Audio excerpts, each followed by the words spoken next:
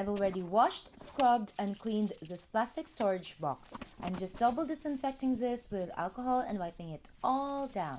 I'm also putting a recycled plastic for the potty area to catch leaks, a general surface coverall, and this is the potty area with a furry rug, a recycled pastry container, and the most important, an organic, non-scented, kitten-safe litter.